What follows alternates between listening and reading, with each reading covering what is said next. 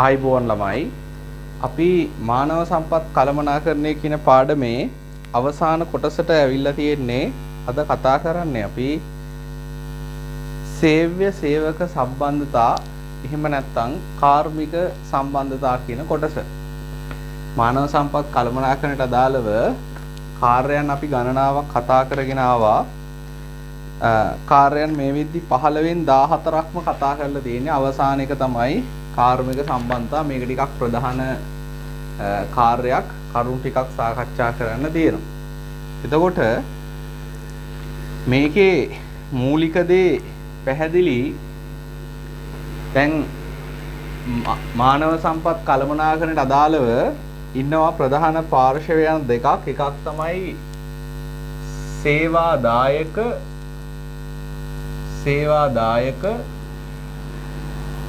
අනිත් පැත්තෙන් සේව්‍ය. මෙයාට සේවා යෝජකයා කියලා කියනවා. සේවා යෝජක. තවත් සරලව කියනවා නම් මේ තමයි අපි වැඩ කරන සමාගම. සේවා දායකයා කියන්නේ සරලව සේවකයාට. සේවකයා. ඒතර එක පැත්තකින් සේවකයා ඉන්නවා, අනිත් පැත්තෙන් ආයතනය සේවා යෝජකයා එහෙම නැත්නම් සේව්‍යයා ඉන්නවා. මෙන්න මේ දෙගොල්ලෝ අතර පවතින සම්බන්ධය තමයි සේව්‍ය සේවක සම්බන්ධය කියලා කියන්නේ. නැත්නම් කාර්මික සම්බන්ධය කියලා අදහස් කරන්නේ. දැන් අපි ආයතනයකට වැඩ කරනකොට මොකක් හරි නිෂ්පාදන ක්‍රියාවල මෙහෙයුම් කටයුත්තක් කරන්න ඕනේ මේ සමාගම. ඒ මෙහෙයුම් කටයුත්තට අදාළ ශ්‍රමය තමයි මේ සේවකයෝ හරහා ලබා ගන්න. ඒතර නිෂ්පාදන සාධක පාඩමේදී අපි පළවෙනි මුල්ම පාඩම් වලදී කතා කළා මේ ශ්‍රමයේ තියෙන විශේෂ ලක්ෂණයක් අනෙකුත් නිෂ්පාදන සාධක වලට සාපේක්ෂව. ඒ තමයි මෙයා සජීවී සම්පතක්. ඒ නිසා සමාගම වගේම මෙයත් Tamanට තීරණ ගන්න පුළුවන්, සංවිධානය වෙන්න පුළුවන්, ප්‍රතිචාර දක්වන්න පුළුවන්.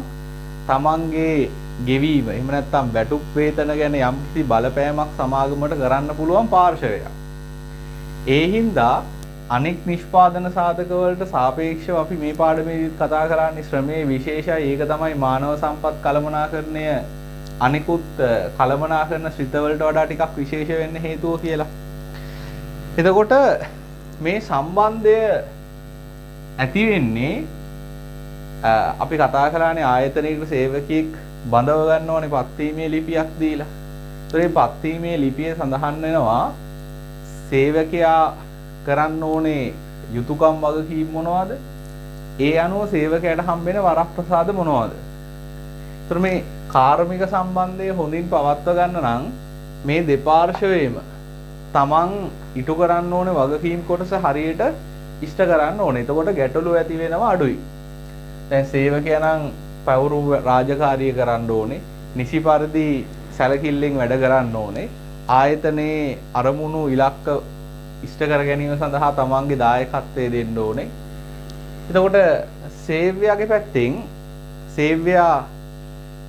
සේවකයාට වැඩ කරන්න යහපත් වැඩ පරිසරයක් හදන්න ඕනේ, නිසි පරිදි ගෙවීම් කරන්න ඕනේ. ඊට පස්සේ මානව සම්පත් වලට සම්බන්ධ විවිධ නීති රීති තියෙනවා. මේ නීති රීති වලට අනුකූලව කටයුතු කරන්න ඕනේ. සමානාත්මතාවයෙන් සලකන්න ඕනේ.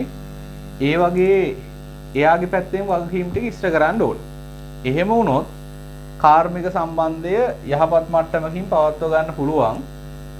කවුරු හරි පාර්ශවයකින් මොකක් හරි වගකීම් පැහැර හැරීමක් වුණොත් එතෙන්දී කාර්මික සම්බන්ධයට ගැටලුවක් ඇති වෙලා ඒක සමහර විට කාර්මික ආරවුලක් දක්වා වර්ධනය වෙන්නත් ඉඩකඩ තියෙනවා. ඒතකොට දැන් මේකෙදි මේ කතා වුණා යහපත් කාර්මික සම්බන්ධයක් ගැන, කාර්මික සම්බන්ධය බිඳ වැටීම ගැන. ඊට පස්සේ මගේ අතින් කියුණා කාර්මික ආරවුලක් කියලා එකක්. ඔන්න ඔය වගේ දේවල් ටිකක් තමයි මේ පාඩමේදී මේ කොටසේදී අපි ඇත්තටම කතා කරන්නේ. ඒතර සමහර දේවල් මම කලින් කිව්වා වගේ මේ බොහොම සරල දේවල් අපි 아무තු ඉගෙන ගන්න ඕනෙත් නැහැ.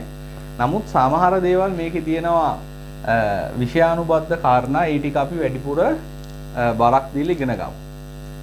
දැන් බලන්න 22 වෙනි පිටුවේ සේව්‍ය සේවක සම්බන්ධය. සේව්‍ය සේවක දෙපාර්ශ්වයේ අතර පවත්නා කවර හෝ ආකාරයක වෘත්තීය සම්බන්ධතා සේව්‍ය සේවක සම්බන්ධතා ලෙස හැඳින්වේ. කවර ආකාරයක හෝ වෘත්තීය සම්බන්ධතා කියන එක හයිලයිට් කරන්න. ඒතොර මේක ඇත්තටම රැකියාවට සම්බන්ධ දෙයක් වෙන්න ඕනේ. ඒතොර සේවකයයි සේවයයි පෞද්ගලික අඳුරන එක ඒව මේකට අදාළ වෙන්නේ නැහැ. මානව සම්පත් කළමනාකරණයේ සාර්ථකත්වය සඳහා ආයතනය තුල සේවකයන් සහ සේවයන් අතර මනා සම්බන්ධයක් තියෙන්න ඕන. එය සේවකයන් උනන්දුවෙන් හා තෘප්තිමත් රැකියාව කරගෙන යාමට ඉවහල් වේ. හොඳ සම්බන්ධයක් තියෙනවා නම් තමයි උනන්දුවෙන් වැඩ කරන්නේ. මොකද මම කියන්නේ මේ සම්බන්ධය ඇති වෙන්නේ දෙපාර්ශ්වයේම තමන්ගේ වගකීම් ඉෂ්ට කරන්න ඕන. ඒතර දෙපාර්ශ්වයේම තමන්ගේ වගකීම් ඉෂ්ට කරන්න නම් අනිත් පාර්ශවයෙන් තමන්ගේ අයිතිවාසිකම් ටික ඒ ආකාරයෙන්ම හම්බ වෙනවා කියලා ඒගොල්ලන්ට විශ්වාසයක් තියෙනවා. දැන් උදාහරණයක් සේවකයාට විශ්වාසයි නම් තමන්ගේ වැටුප් ටික, තමන්ගේ බෝනස් ටික, තමන්ගේ ප්‍රොමෝෂන් එක වෙලාවට හම්බෙයි කියලා එයා උනන්දුවෙන් වැඩ කරනවා. හරි. ඒ අනුව යහපත් ශ්‍රමික සම්බන්ධතා මගින් විවිධ ප්‍රයෝජන මෙන්ම අයහපත් ශ්‍රමික සම්බන්ධතා මගින් විවිධ ගැටලුද ඇති වේ. මේකට සම්බන්ධ වෙන ප්‍රධාන පාර්ශවයන් දෙක තමයි සේවාදායකයා, එම්ප්ලොයී. ඒ තමයි සේවකයා. ඔන්න එතනින් ඒකත් ලියාගන්න සේවකයා කියන එක. සේවකයා හඳුන්වලා දෙන්නේ කොහොමද බලන්න. සේව්‍යයා යටතේ කුමන හෝ තරාතිරමක පදනමක් හෝ ගිවිසුමක් මත පරිශ්‍රමයක් ලැබෙමින්, ඒක ඇත්තටම පරිශ්‍රමයක් නෙමෙයි, ඒක පාරිශ්‍රමිකයක් වෙන්න ඕනේ. පරිශ්‍රමයක් නෙමෙයි, ඒක පාරිශ්‍රමිකයක් වෙන්න ඕනේ.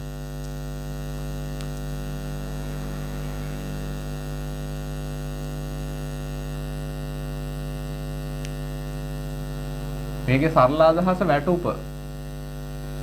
පාරිශ්‍රමිකයක් ලැබමින් වැඩ කරන හෝ වැඩ කිරීමට ගිවිසුම් ඇති කරගත් ඕනෑම පුද්ගලයෙකු. එතකොට සේවය යටතේ සේවකයා කියන එක සේවකයා හැම වෙලෙම ඉන්නේ සේවය යටතේ. ආයතනය ඇතුළේනේ වැඩ කරන්නේ. හරිද? කුමන හෝ පදනමකින්. ඒක ස්ථිර පදනමක් වෙන්න පුළුවන්, తాවකාලික වෙන්න පුළුවන්, කොන්ත්‍රාත් වෙන්න පුළුවන්. මොකක් හරි පදනමක් යටතේ කිසියම් පාරිශ්‍රමිකයක්. ඒ කියන්නේ Tamanට මොකක් හරි ලැබෙන ප්‍රතිලාභයක්. වැටුපක්, වේතනයක්, කොමිස් එකක්, මොකක් හරි එකක් වෙනුවෙන් වැඩ කරන හෝ වැඩ කිරීමට කිවිසුම්ගත වෙලා ඉන්න එක්කෙනෙක්. සමහර විට දැනට වැඩ කරන්නේ නැති වෙන්න පුළුවන්. හැබැයි වැඩ කරන්න අවශ්‍යතාවය මත කිවිසුමක් ඇති කරගෙන ඉන්න කෙනෙක් වෙන්න පුළුවන්. දැන් උදාහරණයක් විදිහට අපි හිතමු ආයතනයට සම්බන්ධ වෙලා ඉන්නවා ආයතනයේ ඔය ප්‍රචාරණ දැන්වීම වගේ හදන කෙනෙක්. එතකොට එයා ඇත්තටම ආයතනය වෙනුවෙන් වැඩ කරන්නේ ඒ වගේ එකක් හදනකොට විතරයි. හරිද? ඒතර එහෙම නැත්නම් එයා හැමදාම ඇවිල්ලා වැඩ කර ඉන්නේ හැමදාම ප්‍රචාරණ දැන්වීම හදන්නේ නැහනේ. ඒතර එයත් ආයතනයේ ඇතුලේ සේවය යටතේ ඉන්නවා නම් ඒ වෙනුවෙන් මොකක් හරි පාරිශ්‍රමිකයක් ලැබමින් වැඩ කරනවා නම් එයත් ආයතනයේ සේවකයෙක් හැටියට ගන්නවා. හරිද? ඊට පස්සේ සේව්‍ය කියන එක කෙනා නිර්වචනය කරලා දෙනවා. සේව්‍ය කියන්නේ මෙතන සේවා යෝජකයා එහෙම නැත්නම් සමාගමේ වචනත් ලියා ගන්න. කිසියම් පාරිශ්‍රමිකයක් මත පුද්ගලයෙකු පුද්ගල කණ්ඩායමක් සේවයේ නිරත කරවන්න. ඒකේ වැදගත් එක තමයි පාරිශ්‍රමිකයක් මත සේවයේ නිරත කරවන්න. හරි. ඊට පස්සේ තියෙනවා යහපත් කාර්මික සම්බන්ධයේ වාසී සහ අයහපත් කාර්මික සම්බන්ධයේ අවාසී. ඒතර වාසි ටික අනිත් පැත්තට ගිහුවම අවාසි එනවනේ. ඒතර මේකේ විශේෂ වාසි අවාසියක් නෑ. බලන්න අපි කොහොමද ඉගෙනගත්ත දේවල් ටිකක් තියෙන්නේ. සේවකයාගේ ඵලදායීතාවය ඉහළ යනවා. ඒ කියන්නේ යා නිමැවුම වැඩි කරලා දෙනවා. සම්පත් නාස්ති අඩු යා උනන්දුයි වැඩ කරන නිසා. සේවක ප්‍රවාසිතාවය සහ පිරිවැටුම කියන එක මම කලින් අවස්ථාවක කියලා දුන්නා. ප්‍රවාසිතාවය කියලා කියන්නේ අදහස් දෙකක් එතන එනවා. එකක් තමයි නොදන්වා සේවයට නොපැමිණීම. කියන්නෙත් නෑ, එන්නේ නැහැ කියලා, හැබැයි වැඩට එන්නෙත් නෑ. දෙවෙනි එක තමයි වැඩට ඇවිල්ලා තමන්ගේ රාජකාරී ටික කරන්න නැතුව ඉන්න එක. ඒතර දෙකෙන් ඇත්තටම වැඩක් නෑනේ. වැඩට ආවේ නැති වුණත් එකයි, වැඩට ඇවිල්ලා වැඩ නොකරත් එකයි. ඊට පස්සේ සේවක පිරිවැටුම කියලා කියන්නේ යම් කාලයක් තුලදී ආයතනයේ හැර ගියපු සේවක සංඛ්‍යාව. ඒතර නොදන්නවා වෙන්න පුළුවන්, දන්වලා නිසි ක්‍රමවේදයෙන් අයින් වෙච්ච අය වෙන්න පුළුවන්. ඔක්කොම කට්ටිය තමයි පිරිවැටුමේ ඉන්නේ. එතකොට මේ දෙකම අඩු වෙනවා යහපත් කාර්මික සම්බන්ධයක් තියෙනවා නම්. අභිප්‍රේරණය වෙච්ච කණ්ඩායමක් ඉන්නවා. ඒක ආයතනයේට වාසි. කාර්මික ආරවුල් අඩුයි. කියන්නේ ප්‍රශ්න අඩුයි. ඊට පස්සේ අවාසි තමයි අයහපත් එකක් තිබ්බොත් ව්‍යාපාර ක්‍රියාවලිය වැඩ කරගෙන යන්න බැරි වෙනවා කාර්මික ආරවුල් නිසා. ඵලදායීතාවය අඩු වෙනවා, චිත්ත ධෛර්යය අඩු වෙනවා, සම්පත් අපතේ යනවා, ඵලදායීතාවයේ කාර්යක්ෂමතාවය අඩු වෙනවා. අර උඩ කිව්ව එකේ වාසි වල අනිත් පැත්තම කිව්වනම් හරි. ඊළඟට මං කිව්වා මේ හැමෝටම තියෙනවා කියලා මේ තුන් දෙන්නටම තියෙනවා අයිතිවාසිකම්, වගකීම් සහ යුතුයකම්. මෙයාටත් තියෙනවා අයිතිවාසිකම්, වගකීම්, යුතුයකම්. ඒතර අයිතිවාසිකම් කියන්නේ Tamanට ලැබිය යුතු ප්‍රතිලාභ ටිකනේ අයිතිවාසිකම කියන්නේ. Tamanට ලැබෙන්න අයිතියක් තියෙනවා. ඒ ටික ලබා ගන්න මේ පාර්ශ්වයට අයිතියක් තියෙනවා. වගකීම කියලා කියන්නේ Taman විසින් අනිවාර්යයෙන්ම කරන්න බැඳිලා ඉන්න දේවල්. හරිද? යුතුයකම් කියන ඒවා අනිවාර්යයෙන්ම කරන්න බැඳිලා නැති වුණත් යහපත් සම්බන්ධයක් පවත්වාගෙන යනවා නම් ඒවා අනිත් පාර්ශ්වය වෙනුවෙන් ඉෂ්ට කරන්න ඕනේ. ඒක වගකීම කියන එක මේ දෙන්න අතර මේ ගිවිසුමක් ඇති වෙනවනේ. පත්වීමේ ලිපිය හරහා මේ ගිවිසුම යටතේ ඉෂ්ට කරන්න ඕන දේවල් තමයි වගකීම් කියලා කියන්නේ. දැන් උදාහරණයක් විදිහට සේවකයා බඳව ගන්නකොට පත්වීමේ ලිපියක් දෙනවා. ඒකේ තියෙනවනේ දෙන වැටුප කීයද කියලා. ඒතර වැටුප ගෙවන එක වගකීමක්. හරිද? හැබැයි පත්වීමේ ලිපි එක නෑනේ අපි සේවකයෝ හැමෝටම සමානව සලකනවා. එහෙම එකක් නෑනේ. නමුත් සමානව සලකන එක යුතුයකම. මොකද මේ සමාගම සේවකයන්ට සමානව සැලකුවේ නැත්නම් මේ සම්බන්ධතාවයේ බිඳ වැටෙනවා. මේගොල්ලන්ගේ ගිවිසුමේ එහෙම එකක් කියලා නැති වුණත් මේ යහපත් සම්බන්ධය කියන එක එතෙන්දී බිඳ වැටීමකට ලක් වෙනවා. ඒතර සම්බන්ධය යහපත් මට්ටමින් තියාගන්න අවශ්‍ය වෙන දේවල් තමයි යුතුයකම් කියන්නේ. වගකීම් ඉෂ්ට කළේ නැත්නම් කොහොමවත් සම්බන්ධය තියෙන්නේ නැහැ. හරිද? එතකොට සම්බන්ධය යහපත් මේ වගකීම් ටික ඉෂ්ට කළ යුතුයකම් ඉෂ්ට කළේ නැත්නම් සම්බන්ධය තියෙනවා යහපත් නැහැ. හරි. සේවකයන්ගේ අයිතිවාසිකම් මොනවද? සේවක අයිති. සේවකයන් වෙත පැවරෙන කාර්ය යථාපරිදි ඉටු කිරීම සඳහා සේවා ගිවිසුම් ආඥා පනත් යනාදීන් ඔවුන්ට ලැබෙන හිමිකම් වරප්‍රසාද. එකක් වැටුප, යහපත් සහ ආරක්ෂිත වැඩ පරිසරය, නිවාඩු හිමිකම, වෘත්තීය අනතුරු වලින් ආරක්ෂාව, ඊළඟට වෘත්තීන් සඳහා සංවිධානය වීම. කියන්නේ වෘත්තීය සමිති පිහිටුවා ගන්න අයිතියක් තියෙනවා. සේවක වගකීම් සංවිධානයේ අරමුණ ඉෂ්ට වෙන පරිදි වැඩ කිරීම, සේවා ස්ථානයේ යහපත් ලෙස හැසිරීම, ගිවිසුම අනුව කාර්ය ඉටු කිරීම, දේපල නිසි පරිදි පරිහරණය කිරීම. ඒවා අනිවාර්යෙන් කරන්න ඕනේ. මෙන්න යුතුයකම්. වගකීම් ටික නිසි පරිදි ඉෂ්ට කරන එක, වැඩි දියුණුව සඳහා ආයතනයේ වැඩි දියුණුව සඳහා කටයුතු කරන එක, බාහිර පාර්ශ්වයන් අතර රහස් කියන්නේ නැති එක, ආයතනයේ කීර්තිනාමය ආරක්ෂා කරන එක. ඒවා යුතුයකම්. ඊළඟට සේවය පැත්තේ, සමාගම් පැත්තේ අයිතිවාසිකම් තමයි රැකියා ගිවිසුමට අනුව කාර්ය ඉෂ්ට කරගන්න එක, નિયમિત පැය ගණන සේවකයාගෙන් සේවය ලබා ගන්න එක, සේවකයන් අතිරික්තයක් ඉන්නවා නම් හරි ආයතනයට ගැලපෙන්නේ නැති සේවකයන් ඉන්නවා නම් ඔවුන්ව අයින් කරලා දාන එක. ඊට පස්සේ කර්මාන්තයේ පවත්වාගෙන යාමේදී ඇතිවන අහිතකර තත්ත්වයන් වෙනුවෙන් ඒක රාශී වෙන එක. එතකොට සේවකයෝ තමන්ගේ අයිතීන් වෙනුවෙන් වෘත්තීය සමිති හදා ගන්නවා. ඒ වගේම තමයි කර්මාන්තය ආරක්ෂා කරගන්න සමාගමුත් එකතු වෙලා යම් යම් සංවිධාන හදා ගන්නවා. ඊට පස්සේ සේවය වගකීම්. වැටුප නිසි පරිදි ගෙවන්න ඕනේ එකග වෙච්ච විදියට, සේවකයන්ගේ වාර්තා පවත්වාගෙන යන්න ඕනේ. වැටුප નિયમિત දිනයට ගෙවන්න ඕනේ, විනය පවත්වා ගන්න. ඒවා ඇවිල්ලා සමාගම කරන්න ඕනේ වගකීම්.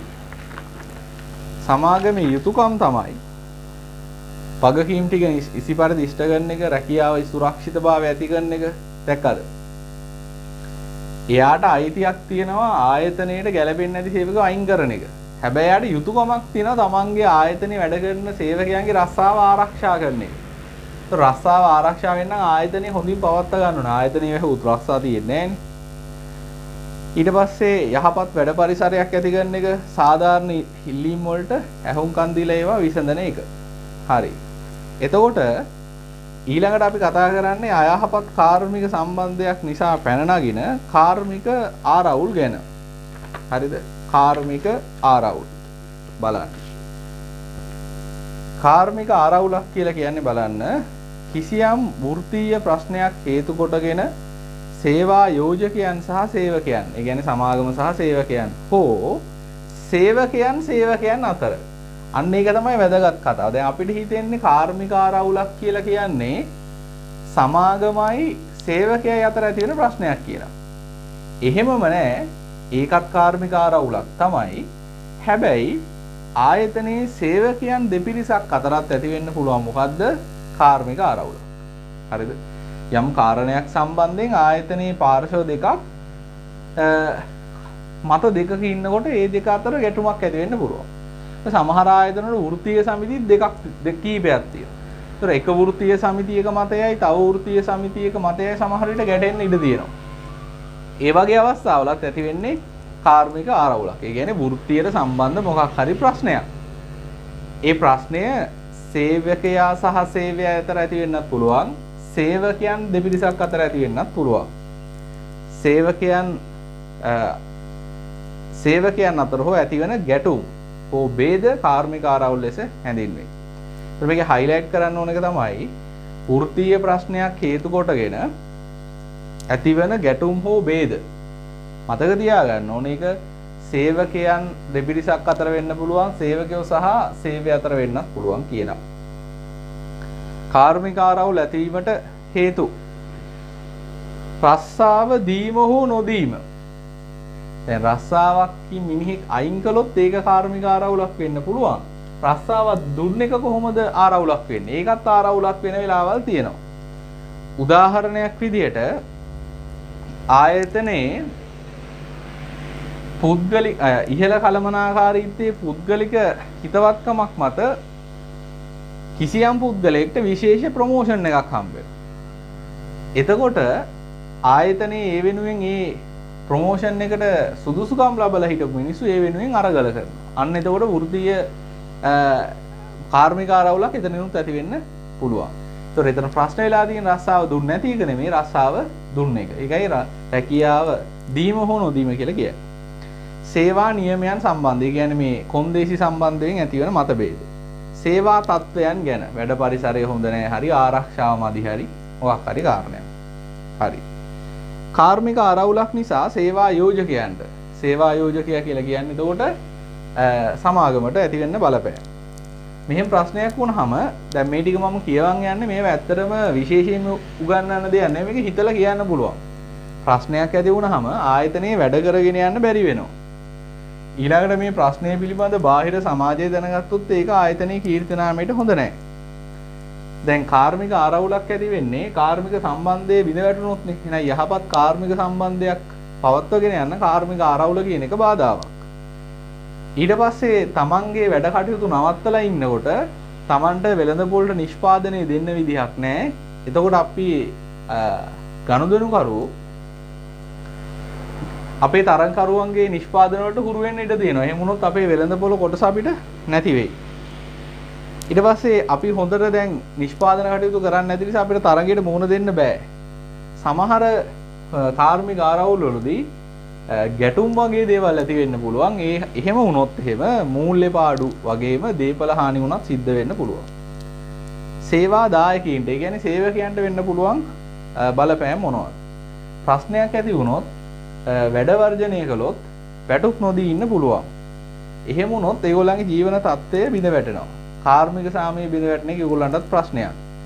ආයතනයේ අනාගතයේ දෙන්න නියමිත උසස් වීම, පුහුණු වීම, ශිෂ්‍යත්ව වැනි දේවල්, වෘත්තීය සංවර්ධනයට උදව් වෙන දේවල් දෙන්න නැතුව ඉන්න පුළුවන්. සමහර විට කාර්මික ආරවුල් පාරිභෝගිකයන්ටත් බලපාන ඉඩ තියෙනවා මේ ආකාරයෙන්. භාණ්ඩ හා සේවවල මිල ඉහළ යන්න පුළුවන්. එහෙම වෙන්නේ දැන් ආයතන කීපයක් එකම භාණ්ඩය සපයමින් සිටියා එක ආයතනයක කාර්මික ආරවුලක්. ඒ ආයතනයේ සැපයුම් වෙළඳපොළට එන්නේ නැහැ. ඒ නිසා වෙළඳපොළේ හිඟයක් ඇති වෙලා මිල ඉහළ යන්න පුළුවන්. භාණ්ඩ හිඟයක් නැතිවීම මේකත් ඒකට සම්බන්ධයි. සුපුරුදු භාණ්ඩ පාරිභෝජනය කරන්න වෙන්නේ නැහැ. ඒ භාණ්ඩ වෙළඳපොළට එන්නේ නැති නිසා ගුණාත්මක භාවයෙන් අඩු ආදේශක වලට යන්න සිද්ධ වෙනවා. හරි. ඊළඟ කොටස මේකේ දැන් අපි කොටස් දෙකක් මේක කතා කළා. කාර්මික සම්බන්ධය කියන්නේ මොකක්ද කියලා කතා කළා.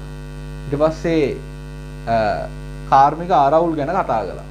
ඊට පස්සේ කතා කරනවා මේ සේවය සේවක සම්බන්ධයේ වැදගත් කොටසක් ඉෂ්ට කරන වෘත්තීය සමිතිය. වෘත්තීය සමිතිය. මොකද්ද වෘත්තීය සමිතියක් කියන්නේ? වෘත්තීය සමිතියක් පිහිටව ගන්න එක ඇත්තටම සේවකයන්ගේ අයිතිවාසිකමක් ලෙසත් දක්වලා තියෙනවා. ඔය සමහර රැකියාවල් තියෙනවා වෘත්තීය සමිති පිහිටවන්න බැරි.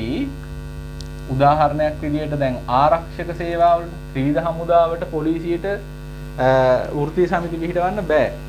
ඒ වගේ සීමිත අංශ කීපයකට ඇරෙන්න අනිත් හැමෝටම වෘත්තීය සමිති පිහිටවන්න අයිතියක් තියෙනවා රාජ්‍ය ආයතනයක් වුණත් පෞද්ගලික ආයතනයක් වුණත්.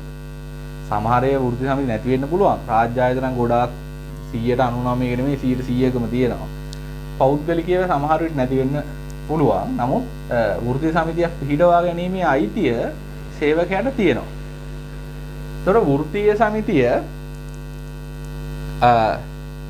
කියන එක මේක ඇත්තටම ඇති වෙන්නේ වෘත්තීය අයිතිවාසිකම් ආරක්ෂා කරගන්න. වෘත්තීය අයිතිවාසිකම්. වෘත්තීය අයිතිවාසිකම් ආරක්ෂා කරගන්න. මේකේ තියෙන අපි ගොඩාක් වෙලාවට දැකලා තියෙන්නේ වෘත්තීය සමිති පිහිටව ගන්නවා සේවකයෝ එකතු වෙලා. සේවකයන්. ඒක තමයි බහුලව දකින්න තියෙන தත්ත්වය. හැබැයි සේවකයන්ට විතරක් නෙමෙයි සේව්‍යයන්ට එකතු වෙලත් වෘත්තීය සමිති හදන්න පුළුවන්. හරිද? දැන් උදාහරණයක් විදියට අපි හිතමු වෘත්තිකයෝ කණ්ඩායමක්. අපි ගමු දැන් වෘත්තීය සමිතියක් පිහිටවලා තියෙනවනේ මේ පෞද්ගලික පන්ති පවත්වන ගුරුවරු එකතු වෙලා. එතකොට ඒගොල්ලෝ සේවකයෝ විදිහට ගන්න බෑනේ. හරි. එතකොට සේවයන් එකතු වෙලා ඒගොල්ලෝ ගාව සේවකයෝ ඉන්නවා මිසක් එයාලා කාගේවත් සේවකයෙක් විදිහට වැඩ කරනව නෙමෙයි. ඒ නිසා සේවයන්ටත් වෘත්තීය සමිති පිහිටවන්න පුළුවන්. තමන්ගේ වෘත්තීය අයිතීන් ආරක්ෂා කරගන්න. හරි. එතකොට වෘත්තීය සමිතියක ප්‍රධාන කතාව තමයි වෘත්තීය සමිතියක් නිර්වචනය කරනකොට අනිවාර්යයෙන් මේ වෘත්තීය අයිතිවාසිකම් ආරක්ෂා කර ගැනීම කියන එක තියෙන්න ඕනේ. හරි. වෘත්තීය සමිතිය පිහිටවන්නෙම මේ වැඩේට. එහෙම නැතුව ඒක දේශපාලන සංවිධානයක් නෙමෙයි න්‍යායාත්මකව. ඒක තියෙන්නේ තමන්ගේ වෘත්තියට බලපාන අයිතිවාසිකම් ටික ආරක්ෂා කරගන්න. තමන්ගේ අයිතිවාසිකම් කඩ වෙන අවස්ථාවකදී ඒ වෙනුවෙන් හඬ නගන්න. කිසියම් සේවකයෙක්ට ප්‍රශ්නයක් වුණොත් තනි සේවකයා විසින් මේ ප්‍රශ්නේ වෙනුවෙන් පෙනී ඉන්නවට වැඩිය වෘත්තීය සමිතියක් විදියට ඒක රාශි වෙලා පෙනී හිටියාම මේකෙන් ලොකු බලපෑමක් කරන්න පුළුවන්. ඒවට තමයි අපි හිතවල තියෙන්නේ. නමුත් සමහර විට ප්‍රායෝගිකව දකින්න දෙන මේ වෘත්තීය සමිතිය කියන එක සේවක අයිතිවාසිකම් ආරක්ෂා කරන්න තමයි පිළිහිටවල දෙන්නේ. මේක සමහර විට දේශපාලන පක්ෂ විසින් මෙහෙවන අවස්ථාවක් අපිට දකින්න පුළුවන්. හරිද? අන්න ඒ වගේ වෙලාවකදී මේකට දේශපාලන මුහුණුවරක් හම්බෙන්න පුළුවන්. නමුත් න්‍යායාත්මකව පොතේ තියෙන විදිහට වෘත්තීය සමිතියක් පිළිහිටවන්න ඕනේ වෘත්තීය අයිතීන් ආරක්ෂා කරගන්න. නැතු දේශපාලන බලය අල්ල ගන්නවා කියකට නෙමෙයි. හරි. අපි බලමු වෘත්තීය සමිතිය ට්‍රේඩ් යූනියන් වෘත්තීය අයිතිවාසිකම් ලබා ගැනීම සඳහාත් ඒවා රැක ගැනීම සඳහාත් වෘත්තීය අයිතීන් ලබා ගන්න ඒවා රැක ගන්න කිසියම් කර්මාන්ත ශේෂ්ත්‍රයක හෝ වෘත්තීයක නියැලී සිටින සේවයන් හෝ සේවකයන් දෙගොල්ලන්ට පුළුවන්. ඒක රාශීවිහි පිහිටුවාගත් සංවිධානයේ වෘත්තීය සමිතියක් ලෙස හැඳින්වේ. කෙසේ වුවද ලංකාවේ වෘත්තීය සමිති පිළිබඳ සාකච්ඡා කිරීමේදී සේවකයන් විසින් නැති කරගන්නේව ගැන තමයි අපි වැඩිපුර කතා කරන්නේ. අර වගේ උදාහරණත් නැතුවා නෙමෙයි හැබැයි. මේකේ හයිලයිට් කරගන්න වෘත්තීය සමිති වෘත්තීය අයිතිවාසිකම් ලබා ගැනීම රැක ගැනීම කියන එක. ඊට පස්සේ සේව්‍යයන් හෝ සේවකයන් එකතු වී පිහිටුවා ගන්නා සංවිධාන. ඔයා නිර්වචනය කරනකොට සේව්‍යයන් කියන කතාවක් දාන්න.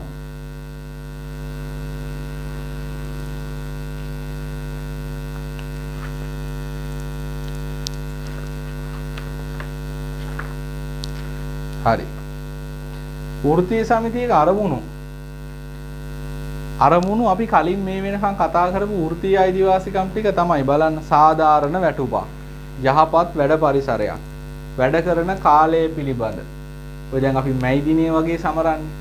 මැයි දිනේ සමරන්නේ අපි මීට අවුරුදු 100 ගානකට කලින් වෘත්තීය සමිතිය විසින් කරපු අරගලයක්. ඒ කාලේ මේ වැඩ කරන කාලය පැය 8යි කියලා නීතිගත කරලා තිබුණේ නැහැ. සමහර විට පැය 12ක්, සමහර විට පැය 16ක් වගේ ශ්‍රමිකයන්ට වැඩ කරන්න උනා කම්කරුවන්ට. ඒ හරහා ඒකට නීතියක් පිළිවෙල ඒගොල්ලන්ගේ වෘත්තීය අයිතිවාසිකම් ආරක්ෂා කරගන්න තමයි එතන මැදිහත් වීමක් කළේ වැඩ කරන කාලය ගැන. ඊට පස්සේ සෞඛ්‍ය සහ අනතුරු වලින් ආරක්ෂාව සලසා ගැනීම. දැන් මේ කාලේ වගේ ආයතනයක් පවත්වගෙන යනවා නම් මේ කොවිඩ් නීති රීති වලට අනුගත වෙන විදිහට සෞඛ්‍ය පහසුකම් ටික ඒගොල්ලන්ට දෙන්න ඕනේ. ප්‍රවාහන පහසුකම් දෙන්න ඕනේ. ඒකට අවශ්‍ය මාස්ක් එක, ඊට පස්සේ විෂ බීජනාශක දියර, ඒ වගේ දේවල් ලබා දෙන්න ඕනේ ආයතනයේ විසින්. මොකද ඒක වෘත්තීය රස්සාව කරන එක සම්බන්ධයෙන් දෙන්නේ. රැකියාව සුරක්ෂිතතාවය ඇති කරගන්න. සමහර විට හිටපු ගමන් ආයතනයේ වහලා මේ සේවකයන්ට රස්සා නැති වුණොත් එතෙන්දි මැදිහත් වෙන්න. අධ්‍යාපනය සහ පුහුණුව ලබා ගන්න සහ සාමූහික කේවල් කිරීම. ඔය සාමූහික කේවල් කිරීම කියලා කියන්නේ කේවල් කිරීම කියන එක අපි කලිනුත් කතා කරලා තියෙනවා. මෙතෙන්දිත් අපි ඒක ලියාගමු. සාමූහික කේවල් කිරීම කියලා කියන්නේ Tamanට වාසිදායක ප්‍රතිඵලයක් ලබා ගැනීම වෙනුවෙන් සාකච්ඡා කිරීම. මොකක් හරි ප්‍රශ්නයක් ඇති වෙලා තියෙනවා, වැටුප් වැඩිවීමක් ඉල්ලලා තියෙනවා. ආයතනයේ ඒක ප්‍රතික්ෂේප කරනවා. ඊට පස්සේ සාකච්ඡාවකට එන්න කියනවා. ඉතින්දී අපි ගිහිල්ලා ආයතනයේ අයිතිකාරය කියන එක අහන් ඉන එක සාමූහික කේවල් කිරීම නෙමෙයි. Tamanට වැටුප් වැඩිවීමක් ලබා ගන්න පුළුවන් තැනට සාකච්ඡා කරන එක තමයි Tamanට වාසිදායක ප්‍රතිඵලයක් ලබා ගන්න සාකච්ඡා කරන එකට තමයි සාමූහික කේවල් කිරීම කියලා කියන්නේ. ඒක ඉස්සරහින් ලියාගන්න එක. Tamanට වාසිදායක ප්‍රතිඵලයක් ලබා ගැනීම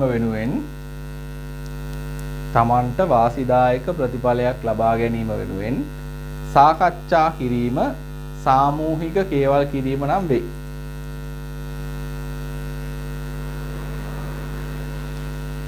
හරි. ඊළඟ වෘත්තීය සමිතියක කාර්යයන් මොනවද? අර උඩ කියලා තියෙන අරමුණු ඉෂ්ට කරගන්න මොනවද ඒගොල්ලෝ කරන්නේ? ප්‍රශ්නයක් ඇති වුණොත් සාමූහික කේවල් කිරීමක් කරනවා. ඊට පස්සේ ඒකාබද්ධව සාකච්ඡා වලට සම්බන්ධ වෙනවා. දැන් එකම වෘත්තියකට අදාළ වෘත්තීය සමිති කීපයක් ඉන්න පුළුවන්.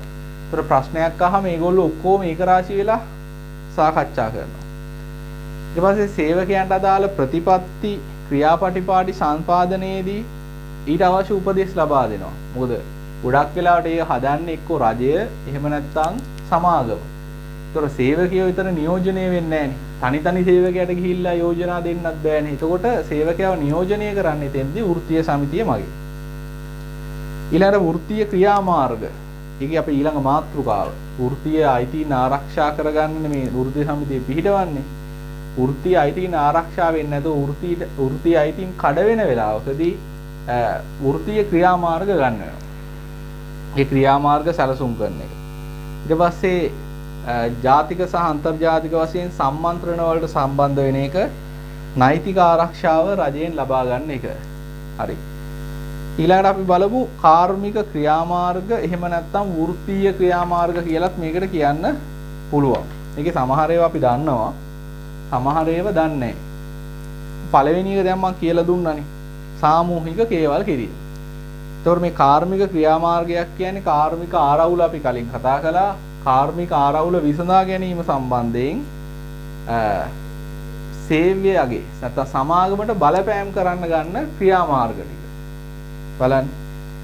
කාර්මික ආරවුලක් පවතින විට එම ආරවුල් සම්බන්ධයෙන් සේව්‍ය පක්ෂයට බලපෑම් කිරීමට වෘත්තීය සමිති උපයෝගී කර ගන්නා විවිධ ක්‍රියාමාර්ග. පළවෙනි එක සාමූහික කේවල් කිරීම. ඒක කියන්නේ වෘත්තීය ගැටලුවක් සම්බන්ධ එකකතාවයට පත්වීම සඳහා සේව්‍ය පක්ෂය සහ වෘත්තීය සමිති නියෝජිතයන්ට අදහස් වුවමාරු කරගෙන තමයි සාමූහික කේවල් කිරීම කියලා කියන්නේ. දැන් අපි කතා කළානේ.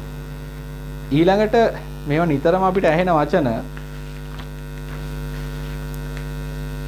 අකුරට වැඩ කිරීම.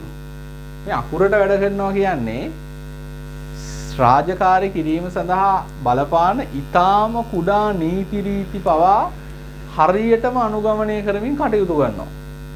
හරිද? අපි උදාහරණයක් හිතමු. අපි මොකක් හරි ලිපි ගොනුවක වැඩක් කරනවා. ලිපි ගොනුව මගේ වැඩේ ඉවරයි. ඊළඟ නිලධාරියාට මේක අරගෙන යන්න අපි හිතමු PM කෙනෙක් ඉන්නවා කියලා. අද PM ඇවිල්ලා නැහැ. අපිට ඕනනම් පුළුවන් මේක එහා පැත්තේ මේසින් තියන්න. PM ඉන්න ඕනේ නැහැ. නැත්නම් එහා පැත්තේ කාමරේට ගිහිල්ලා දෙන්න පුළුවන් නිලධාරියට. මේක බලන්න කියලා. හැබැයි ඒ වගේ නීති රීති අකුරටම ක්‍රියාත්මක කරන එක මගේ වැඩක් නෙමෙයි කරන්නේ. හරිද? අපි ආයතනයට ගිහිල්ලා උදේ අපි හිතමු ආයතනයේ බුදු පහන තියෙනවා. හැබැයි ඒක අපේ වැඩක් නෙමෙයි. අපි ඒ වගේව කරන්නේ නැතුව ඉන්නවා. හැම පොඩි නීති රීතියෙම හරියටම ක්‍රියාත්මක කරමින් වැඩ කරනවා.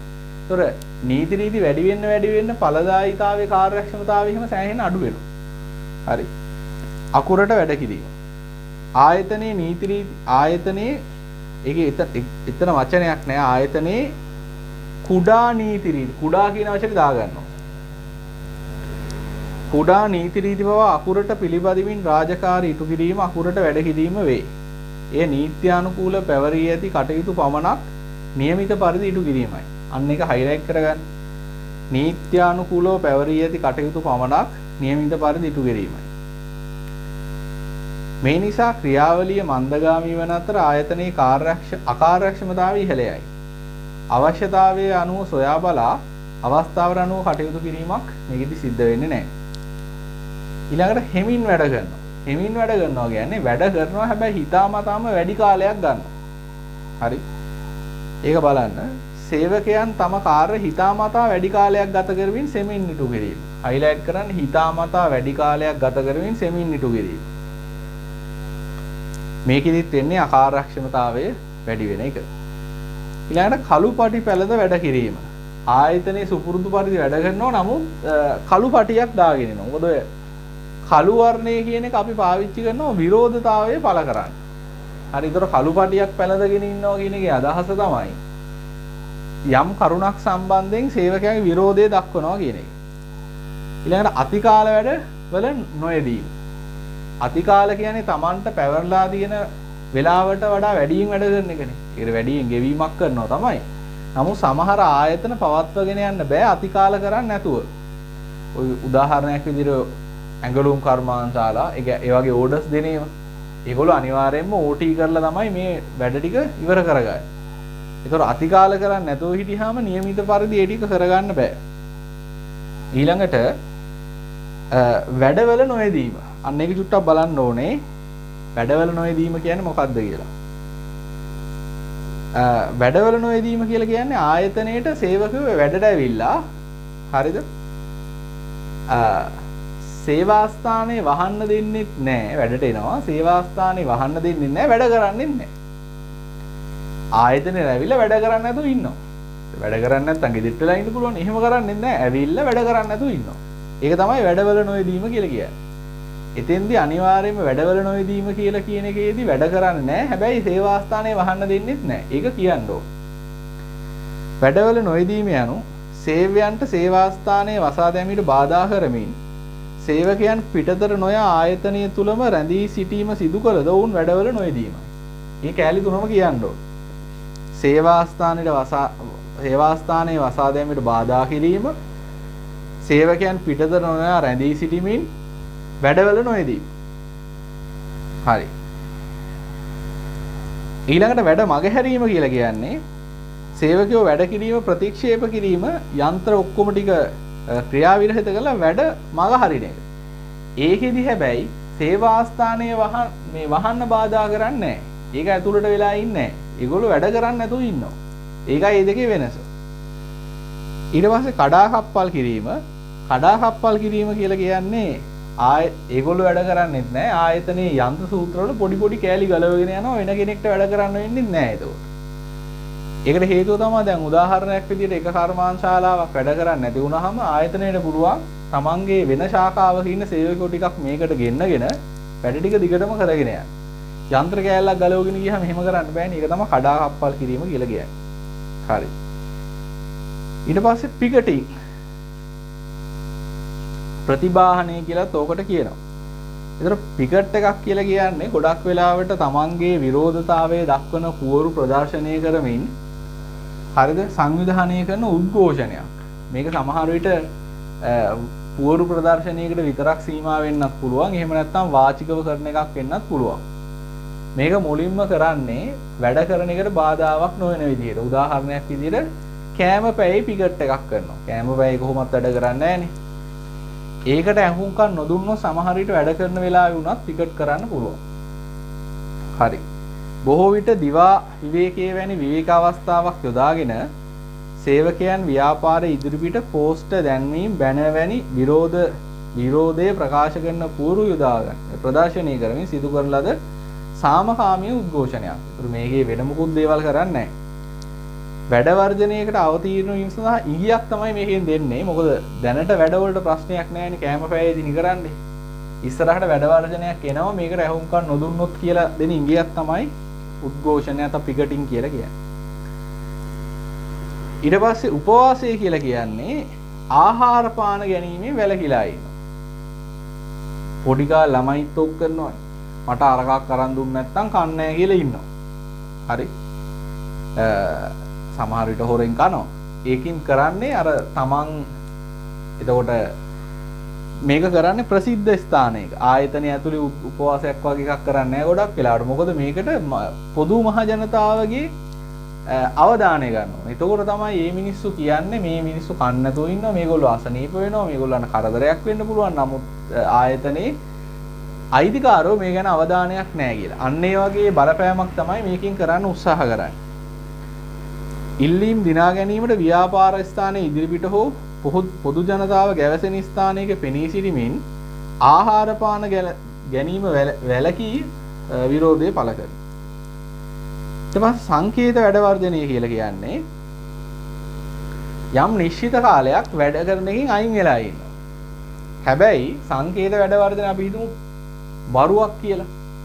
අද හවස් වරුවේ වැඩ කරන්නේ නැහැ සංකේත වැඩ වර්ජනයක්. හෙට හැබැයි වැඩට එනවා. ඉල්ලීම් හම්බුණත් එනවා නැතත් එනවා.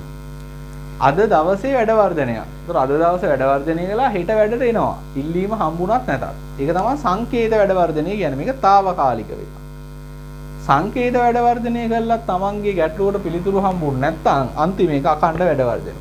එතකොට ඉල්ලීම් දිනා ගන්න කම්ම වැඩට එන්නේ නැහැ. හරි. ඔය ටික මතක තියාගන්න 12ක් තියෙනවනේ. ඔකින් 12ක් තිබ්බට 3ක් 4ක් තමයි අමුතුවෙන් මතක තියාගන්න ඕනේ. අනිත් ඒවා වචනාර්ථයම තමයි තියෙන්නේ. කොහොම හරි ඔය 12ක් මතක තියෙන්න ඕනේ. ඊළඟ වැඩ වර්ජන නිසා සේවකයාට සේවා යෝජකයාට අත්වන අහිතකර ප්‍රතිඵල. සමාගමට වෙන අහිතකර ප්‍රතිඵල මොනවද? මේවා නම් නිකන් මතක තියාගන්න පුළුවන්. නිෂ්පාදන කටයුතු අඩාල වෙනවා. විකුණුම් අඩු වෙනවා. එහෙම නැත්නම් ඇණවුමක් නම් වෙලාවට දී ගන්න බැරි වෙනවා. ඒ හරහා ආයතනයේ කීර්ති නාමයට හානි සිද්ධ වෙනවා. ව්‍යාපාරයට මුදල් ගලා එන එක අඩු වෙලා මුදල් දුෂ්කරතාවලට මුහුණ දෙන්න වෙනවා. ඊට පස්සේ ගැනුම්කරු අඩු වෙනවා, සැපයුම්කරු අපිට බාණ්ඩ දෙන්නේ නැහැ, ලාභෙත් අඩු වෙනවා. සේවකයන්ගේ ප්‍රශ්නයක් තියෙනවා කියන්නේ ඵලදායීතාවය අඩුයි, කාර්මික සම්බන්ධතාවය බිඳ වැටෙනවා, ශ්‍රම පිරිවැටුම වැඩි, ප්‍රාග්ධන උපකරණ වැඩ කරන්නේ නැතුව තිබීමෙන් අලාභ වෙනවා. ඊළඟට සේවකයන්ට ඇතිවන අහිතකර බලපෑම් උසස් වීම හම්බෙන්නේ නැහැ. අප්‍රසාදයටපත් වෙන මුන් හැම වෙලෙම ස්ට්‍රයික් කරනවා කියලා. සේවක ඉපැයීම පල්ලෙහාට යනවා වැටුප් හම්බෙන්නේ නැහැ. ඇතැම් විට විනය ක්‍රියාමාර්ගත් ගන්නවා. සමහරවිට අස් කළා දාන්නවත් බැරි කමක් නැහැ. ආර්ථිකයේ වෙන දේවල් තමයි සමාජ ප්‍රශ්න වර්ධනය වෙනවා. මොකද ගොඩක් කට්ටියට වැටුප් හම්බෙන්නේ නැති හිමුනොත් ජීවන තත්ත්වය අඩාල වෙනවා. නිෂ්පාදන කටයුතු එන හිටියාම වෙළඳ පොලේ බාණ්ඩ හිඟ වෙන්න පුළුවන්. භාණ්ඩවල මිල ඉහළ යනවා හිඟ වුණාම ගුණාත්මයේ පල්ලෙහාට එන්න පුළුවන්. හරි. ඊළඟට සේවකයන්ගේ කාර්මික ආරවුලක් එහෙම නැත්නම් වෘත්තීය ක්‍රියාමාර්ගයක් වෙනුවෙන්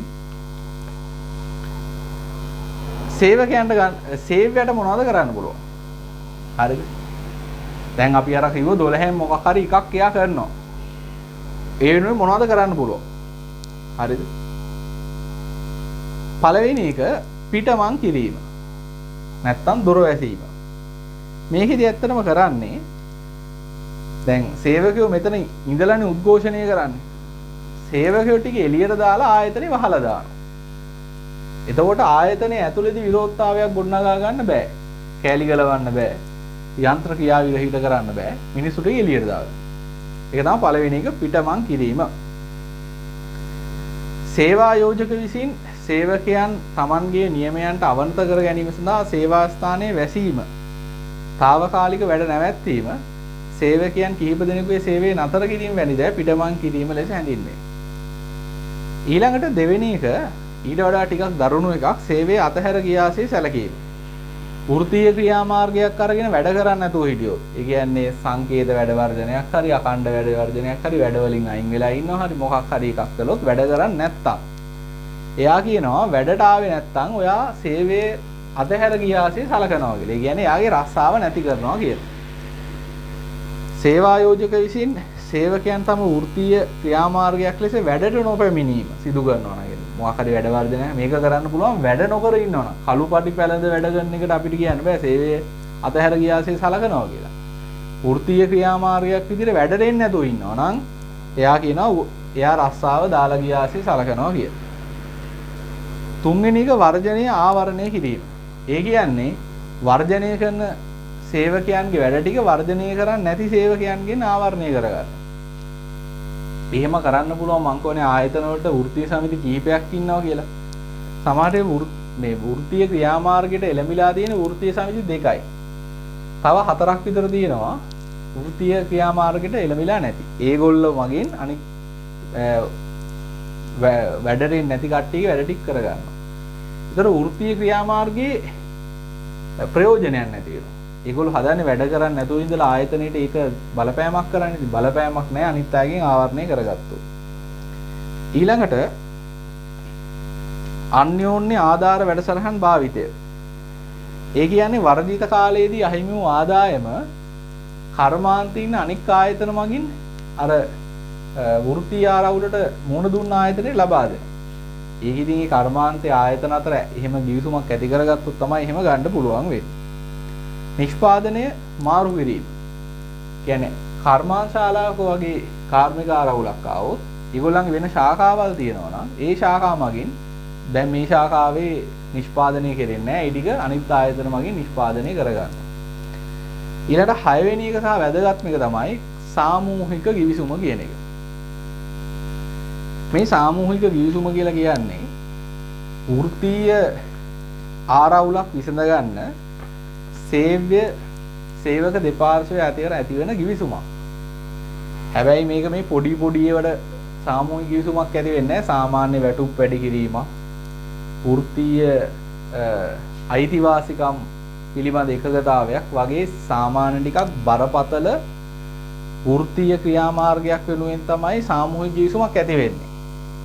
අනිත් එක මේක නිකන් ගිවිසුමකුත් නෙමෙයි. මේ ගිවිසුම ගැසට් පත්‍රයේ පළ කරනවා නීත්‍යානුකූල ලියවිල්ලක් හැටියට. ඒ වගේම මේක මේ ගිවිසුම කම්කරු කොමසාරිස්වරයාටත් දන්නනවා. කම්කරු කොමසාරිස්. එයාට දන්වලා ගැසට් පත්‍රයේ පළ කරනවා. එතකොට මේක හැමෝම දන්න නීත්‍යානුකූල ලියවිල්ලක් වෙනවා.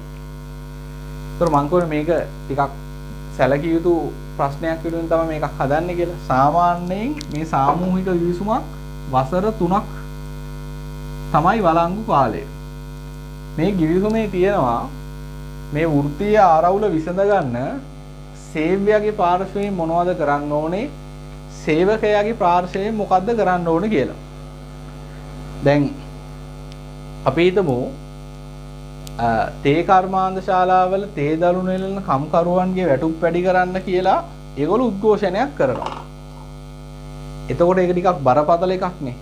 සේවකයෝ ගොඩක් ඉන්නවා, තේ නිෂ්පාදනයේ ඒගොල්ලෝ ලොකුට බලපානවා.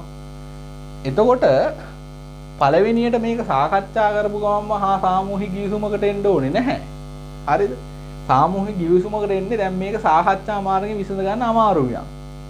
නැත්තම් වැටුප් පැඩවීමක් ඉල්ලුවා තේ වතු අයිතිකාර සමාගම් මේ ටික දෙනවා නම් ආයි සාමූහික ගිවිසුමක් ඕනේ නැහැනේ. එහෙම ප්‍රශ්නේ දුරදිග යනවා නම් මේ දෙපාර්ශ්වයම එකතු වෙලා ගිවිසුමකට එනවා. සාමාන්‍ය මේ කාලේ අවුරුදු 3යි ඊට වඩා අඩු වෙන්නත් පුළුවන්.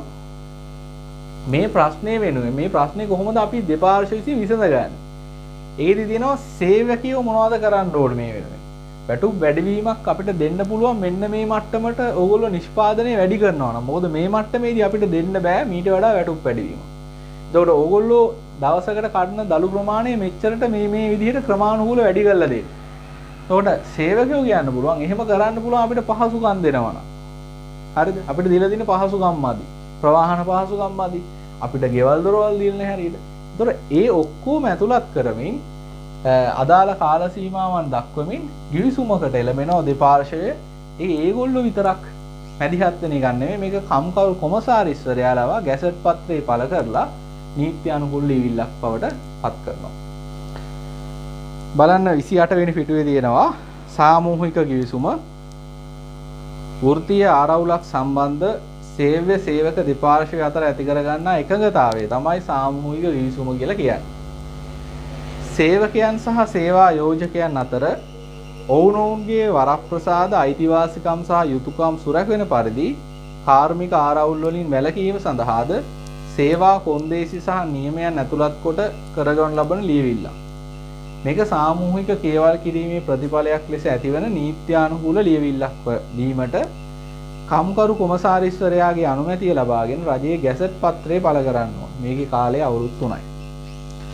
සාමූහික ගිවිසුමේ අරමුණු සේවකයන්ගේ සහ සේවා යෝජකයන්ගේ වරප්‍රසාද අයිතිවාසිකම් ආරක්ෂා කරගන්න එක, කාර්මික සාමය පවත්වා ගන්න එක, කාර්මික අනපනත් වලින් හම්බෙලා තියෙන වරප්‍රසාද වලට වඩා වැඩි වරප්‍රසාද ගන්න එක.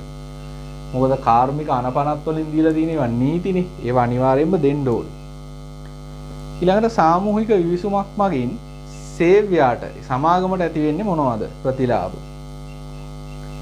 ආරවුල පහසුවෙන් निराකරණය කරන්න පුළුවන්.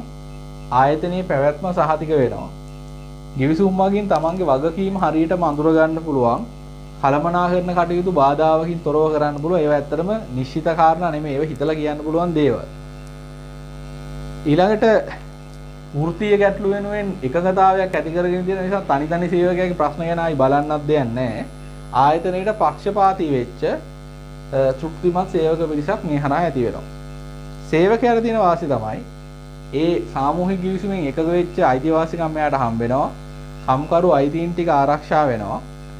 අනපනත් වලින් හිමි වරප්‍රසාද ඉක්මවා යන ප්‍රතිලාභයට හම්බ වෙනවා. තම අයිතිවාසිකම් මෙන්ම වගකීම්ද පැහැදිලිව දක්වලා තියෙනවා. සේවක සුරක්ෂිතතාවය තහවුරු වෙනවා. ওই ටික තමයි කාර්මික සම්බන්ධතා යටතේ කතා කරන්න තියෙන්නේ. ඊට පස්සේ මානව සම්පත් කළමනාකරණයේ සාර්ථකත්වය ඇගීමේ නිර්ණායක. ඒ මොකද්ද? ඒ කියන්නේ මානව සම්පත් කළමනාකරණයට අදාළව අපි ඉගෙන ගත්තනේ මේකේ තියෙන අරමුණ මොකද්ද? හරිද? මේ අරමුණට ළඟා වෙන්න අපි කාර්යයන් දැන් 15ක් ඉගෙන ගත්තා. ඒ 15 කොච්චර දුරට හොඳට කරලා තියෙනවද කියන එක බලන්න පුළුවන් ක්‍රම මොනවද? එකක් තමයි ශ්‍රම පිරිවැටුම. ශ්‍රම පිරිවැටුම කියලා කිව්වේ මොකක්ද? දැන් මම අවස්ථා කීපයකදී මේක කියලා දුන්නා. වැටුප නෙමෙයි වැටුම. ශ්‍රම පිරිවැටුම. ශ්‍රම පිරිවැටුම කිව්වේ මම යම්කිසි කාලයක් තුල ආයතනයේ හැර ගිය සේවකයෝ ප්‍රමාණය. කොච්චර ප්‍රතිශතයක් අවුරුද්දක් ඇතුළත ආයතනයේ හැර යනවද? ඒතර සේවක පිරිවැටුම වැඩි කියන එකේ තේරුම තමයි සේවකයෝ ආයතනය ගැන තෘප්තිමත් නැහැ කියන එක.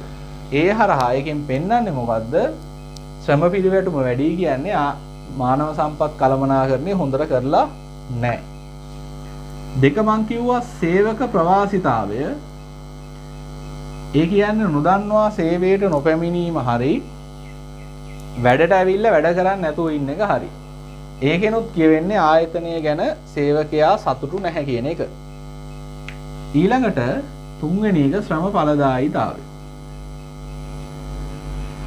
මතකනම් මෙහෙයුම් කළමනාකරණය තමයි අපි ওই ඵලදායීතාවය ඉගෙන ගත්තේ. ඒකෙදිත් අපි ඉගෙන ගත්තා ආංශික ඵලදායීතාවයක් විදිහට මේ ශ්‍රම ඵලදායීතාවය. ඒ කියන්නේ ආයතනයේ නිමැවුම් මේකක ගාන අවශ්‍යතාවය මත එක්ක අපිට පුළුවන් සේවකයෝ ගානෙන් බෙදන්න. එහෙම නැත්නම් ශ්‍රම පැය ගානෙන් බෙදන්න පුළුවන්. ඒතර අපිට එනවා එක සේවකයෙක් විසින් හදපු සාමාන්‍ය නිමැවුම හරි ශ්‍රම පැයකට හදපු සාමාන්‍ය නිමැවුම හරි. ඒක තමයි ශ්‍රම ඵලදායීතාවය කියන්නේ. ඒක වැඩි වෙනවා කියන්නේ ආයතනයේ මානව සම්පත් කළමනාකරණ කටයුතු හොඳට කරලා තියෙනවා කියලා එකෙන් අදහසක් අපිට ගන්න පුළුවන්. හරි. බලන්න පළවෙනි එක ශ්‍රම පිරිවැටුම. යම් කාලයක් තුල සේවකයන් ආයතනයෙන් ඉවත්ව යාමේ ශීඝ්‍රතාවය ශ්‍රම පිරිවැටුම හෙවත් සේවක පිරිවැටුම ලෙස හැඳින්වේ. මානව සම්පත් කළමනාකරණයේ සාර්ථකත්වය සඳහා ශ්‍රම පිරිවැටුම 15ක් ගැනීම යෝග්‍යයි. ඊළඟට සේවක ප්‍රවාසිතාවය. සේවක ප්‍රවාසිතාවය ඒකේ මුලින් තියෙන සේවක ප්‍රවාසිතාවය කියන කපන. පටන් ගන්න ඕනේ සේවකයන් සේවයට නොපැමිණීම හෝ ඒ එක ක්‍රමයක්. සේවයට පැමිණ සේවය නොසැපීම. මේ දෙකම හයිලයිට් කරන්න. සේවයට නොපැමිණීම හෝ සේවයට පැමිණ සේවය නොසැපීම. මේ වගේ අවස්ථා තමයි සේවයට එන්නේ නැහැ. සේවයට වාර්තා කර සේවය ලබා දෙන්නේ නැහැ. විවේකයේ වැඩිපුර කාලයක් ගන්නවා, ප්‍රමාද වෙලා එනවා, කලින් යනවා. හරි. ශ්‍රම ඵලදායීතාවය. ඒකෙත් මුලින්ම තියෙන ශ්‍රම ඵලදායීතාවය කියන්නේ කපන්න කිසියම් කාල පරිච්ඡේදයක ආයතනයේ සේවක යෙදවුම් සහ නිමැවුම් අතර සම්බන්ධය ශ්‍රම ඵලදායීතාවය ලෙස හැඳින්වේ. මානව සම්පත් කළමනාකරණයේ සාර්ථකත්වය සඳහා ශ්‍රම ඵලදායීතාවය ඉහළ අගයක් ගැනීම යෝග්‍යයි. ඕනනම් මෙතන ලියා ගන්න සමීකරණයක් විදිහට ශ්‍රම ඵලදායීතාවය සමානයි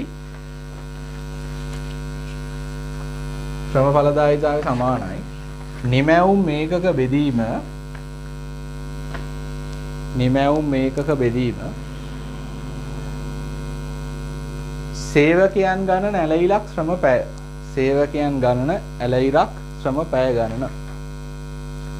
සේවකයන් ගණන ඇලයිලක් ශ්‍රම පැය ගණන. මේ දෙකෙන් ඕනම එකකින් බෙදුවාම හරි. ඔය විදිහට මානව සම්පත් කළමනාකරණය අවසන් වෙනවා. එතකොට මානව සම්පත් කළමනාකරණය මේ විදිහට අවසන් වෙනවා. අපිට තව පාඩම් දෙකක් ඉතුරු වෙලා තියෙනවා. තොරතුරු පද්ධති සහ ව්‍යාපාර සැලැස්ම කියන එක. මේ තොරතුරු පද්ධති කියන එක ටියුට් එක සමහර විට මේ වෙද්දී ඔයාලට හම්බෙලත් ඇති. අපි ඊළඟ සතියේ ඉඳන් කරන්නේ තොරතුරු පද්ධති කියන ටියුට් එක තමයි අපි කරන්නේ. එතකොට ගොඩක් වෙලාවට තොරතුරු පද්ධතිය වල පස්සේ තියෙන ව්‍යාපාර සැලැස්ම පොඩි පාඩමක්. ගොඩක් වෙලාවට අපි ජූනි මාසයේ ඇතුළත සිලබස් එක අපි අවසන් කරනවා. ජූලි, අගෝස්තු, සැප්තැම්බර් කියන මාස තුන අපිට පේපර්ස් කරන්න පාවිච්චි කරනවා. ඒ නිසා දැන් BS වල සෑහෙන කොටසක් කරලා අවසానයි. ඒ නිසා අඩුම තරමේ අපි කරලා තියෙන පාඩම්වත් නැවත බලමින් ෂෝට් නෝට් එකක් හදාගෙන වැදගත් කරුණු මොනවද තියෙන්නේ කියලා ටියුට් එකේ හයිලයිට් කරගෙන මේ දවස්වල ගෙදර ඉන්නේ සම්පූර්ණයෙන්ම පුළුවන් ඔයාගේ අධ්‍යාපනයට වැඩි කාලයක් යොදවන්න.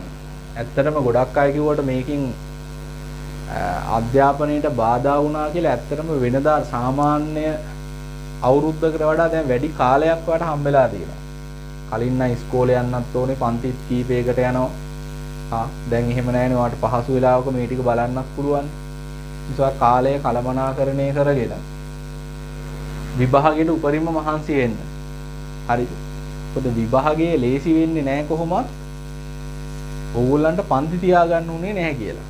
අපි ඒක ගිය පාරත් බොහොම හොඳට දැක්කා. ව්‍යාපාර අධ්‍යයනයේ ප්‍රතිඵලත් ඊතරම් සතුටුදායක මට්ටමක ගොඩක් ළමයින්ගේ නැහැ. හරිද? ඒකට හේතුව ප්‍රධාන වශයෙන්ම ළමයි විභාගයේ ලේසියට ගත්ත එක. ළමයි හිතුව විභාගේ මේ පාර සෑහෙනම ලේසි වෙයි. මාස ගාණක් පන්ති තිබ්බේ නැහැ, ඉස්කෝලේ තිබ්බෙත් නැහැ, එහෙම එකක් නැහැ. විභාගය සාමාන්‍ය මට්ටමින් සාමාන්‍ය අවුරුද්දකදී වගේ එනවා. විභාගේ ලේසි කරන එක නෙමෙයි කරන්න ඕනේ. ඔයා විභාගයේ මට්ටමට සූදානම් වෙන එකයි කරන්න ඕනේ. ඒතර අපි ඔයා දන්න ඕනේ ව්‍යාපාර අධ්‍යයනයේ සිලබස් එක අනිත් සිලබස් දෙකට වැඩිය ටිකක් වෙනස් වෙලා තියෙනවා 2019 ඉඳන්. ඒ නිසා අපි මේ පේපර්ස් ටික පාස් පේපර්ස් වලින් සාකච්ඡා කරලා, මොකද කේස් ස්ටඩි එහෙම වැඩියෙන් එන නිසා මම වැඩිපුර මොඩල් පේපර්ස් කීපයක් සාකච්ඡා කරනවා ඉස්සරහදී. ජුනි මාසෙන් පස්සේ අනිවාර්යයෙන්ම ඔයාට දවසකට එක සතියක් ඇතුළත ෆස්ට් පේපර් එකකට, මොකද සිලබස් එකම කරලා තියෙන්නේ. එතකොට ෆස්ට් පේපර් එකක් සම්පූර්ණයෙන්ම, සෙකන්ඩ් පේපර් එකකට සම්පූර්ණයෙන්ම උත්තර ලියන්න වෙනවා. හරිද? එතකොට අඩුම ගානේ මාස 3ක් ඒ වැඩේ කරනවා කියන්නේ සති 12ක්. සිලබස් එක 12 පාරක් බැලෙනවා. පේපර්ස් 12ක් කරනවා කියන්නේ, සෙකන්ඩ් පේපර්ස් 12ක් කරනවා කියන්නේ හැම පාඩමෙන්ම ප්‍රශ්න 12ක් කෙරෙනවා. පළවෙනි පාඩම 3න් වගේ නම්, පළවෙනි පාඩම් 2කින් වගේ පළවෙනි ප්‍රශ්නේ හැදෙනවා නම් ඒ වගේ ප්‍රශ්න 12ක් කෙරෙනවනේ. එතකොට පාඩමේ තියෙන හැම කරුණක්ම වගේ එතෙන්දී සාකච්ඡා වෙනවා. ඒ නිසා ඒ පැත්තෙනොත් ඔයාගේ දැනුම තව ටිකක් වර්ධනය කරගන්න පුළුවන්. ඒ නිසා මේ වෙලෙනකොට සමහර පාඩම් ඇති බල්ලම නැති, විශේෂයෙන්ම 13 වසරේ පාඩම්. ඒ ටික නැවත ආරම් බලන්න වැඩි කාලයක් යොදවලා පොඩි සටහනක් ගහගන්න මේ පාඩමේ මොනවද තියෙන්නේ, ප්‍රධාන මාතෘකා මොනවද, ඒකේ තියෙන උප මාතෘකා මොනවද, ඒවෙන් ඔයාට අමාරු මොනවද, පාඩම් කරගන්නේ පාඩම් හිතින් නැත්තේ මොනවද, ඒ ටික ලියාගෙන ඉඳ අවසාන කාලෙ දෙක සෑහෙන වැදගත් වෙනවා. මොකද අවසාන කාලෙදී අපිට ඒව කර කර ඉන්න වෙලාවක් හම්බෙන්නේ නැති නිසා. හරි.